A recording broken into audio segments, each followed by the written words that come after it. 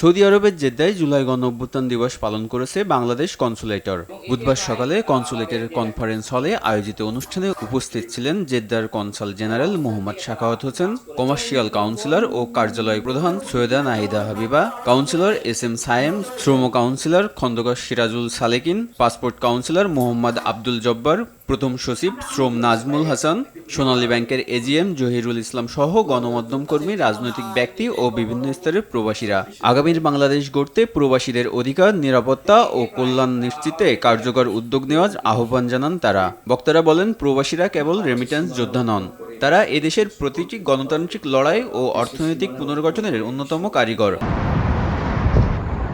কুয়েতে বাংলাদেশ দূতাবাসের উদ্যোগে যথাযোগ্য মর্যাদায় পালিত হয়েছে জুলাই গণঅভ্যুত্থান দিবস। রাষ্ট্রদূত মেজর জেনারেল সৈয়দ তারেক হোসেনের সভাপতিত্বে অনুষ্ঠান সঞ্চালনার দায়িত্বে ছিলেন কাউন্সিলর মোহাম্মদ মনিরুজ্জামান। পবিত্র কুরআন তেলাওয়াতের মধ্য দিয়ে অনুষ্ঠান শুরু হয়। এরপর রাষ্ট্রপতি, প্রধানমন্ত্রী ও মন্ত্রীদের বাণী পাঠ করেন ব্রিগেডিয়ার জেনারেল রাকিবুল করিম চৌধুরী, মোহাম্মদ আতিকুল মামুন ও শোয়েবুল ইসলাম তালুকদার। প্রবাসী সাংবাদিক ও রাষ্ট্রদূতের কর্মকর্তাদের উপস্থিতিতে আহত জুলাই যোদ্ধাদের সুস্থতা এবং শহীদদের আত্মার মাগফিরাত কামনায় বিশেষ দোয়া করেন মাওলানা মোস্তাকুর রহমান।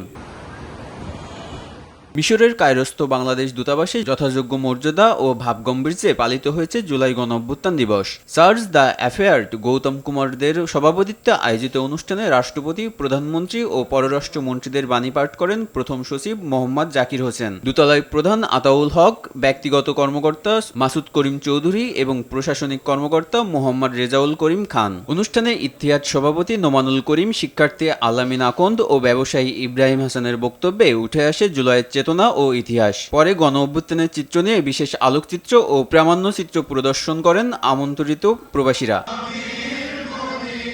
মালয়েশিয়ার বুকিত বিন্তাংয়ে ৩৬ জুলাই স্মৃতি সংসদ এর উদ্যোগে জুলাই শহীদদের স্মরণে দোয়া ও আলোচনা সভা অনুষ্ঠিত হয়েছে। অনুষ্ঠানে সাংবাদিক, শিক্ষার্থী ও প্রবাসী জুলাই যোদ্ধাদের অংশ নিয়ে স্বৈরাচার বিরোধী আন্দোলনে ছাত্র জনতার ঐতিহাসিক অবদান তুলে ধরেন। এ সময় ক্ষোভ প্রকাশ করে বক্তারা বলেন, রক্তের ইতিহাসকে কোনো বিশেষ গোষ্ঠীর স্বার্থে ব্যবহার না করে প্রকৃত প্রবাসী যোদ্ধাদের যথাযথ মূল্যায়ন করতে হবে। আলোচনা শেষে শহীদদের স্মরণে ও দেশের শান্তি কামনায় বিশেষ মোনাজাত করা হয়।